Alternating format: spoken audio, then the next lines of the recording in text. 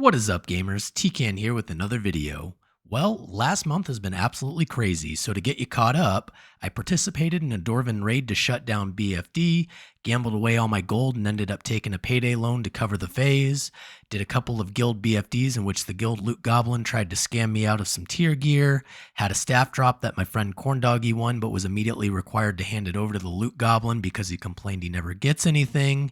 The GM ended up quitting, and now being guildless, I'm ready to solo the raid again. So in the last episode, I soloed Baron Aquanus, and that video was really well received, and I can't thank you guys enough for hitting 5,000 subs. With all the love though, also comes the critics. He teased that he tried the second boss. Not sure if he kills it though. He absolutely can. All that for 2 blues. Not worth. The second boss hits way harder. He was already struggling on the first boss, and uses Sunder armor. He does no damage, so he can't heal himself until explosion phase, and the explosion hits him for 600 damage. And that's exactly why we're going straight to the third boss. I bet you didn't know you can go through walls.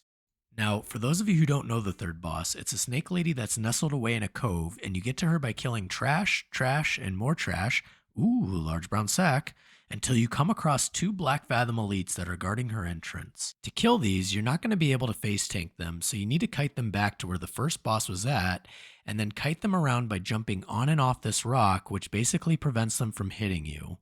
I like to leash them with my pet to give a little bit more distance, but if you're a hunter, you can just use a frost trap. You can defy physics by charging through this wall and then killing trash, and more trash until finally you make it to the boss. But before we pull, we should probably talk about how I'm going to do this. If you noticed, her room is basically a giant circle, and when you kite mobs along a wall, it's harder for them to catch up because of the uneven terrain. So if we get a 20% movement speed buff from the boon, we should be able to kite her on the wall.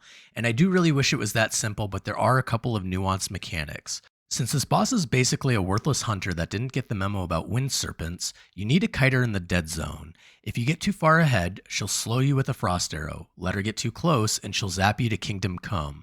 Oh, and something you probably didn't know is she has an 8-minute enrage timer too, so if she hits you after the 8 minutes, you're dead. And it's not just the boss that's nuanced, but also the environment. If you jump on a mushroom incorrectly, her health resets, and unfortunately the cave has water in it that we need to swim across, which these mobs excel at. So if I'm really trying to tell you anything, it's that timing is key to soloing this boss. In total, it took me 84 attempts to kill, which means running back to the raid 84 times with Boone just to deal with these annoying So you better hit that like and subscribe button for the effort. Anyways, cue the boss music.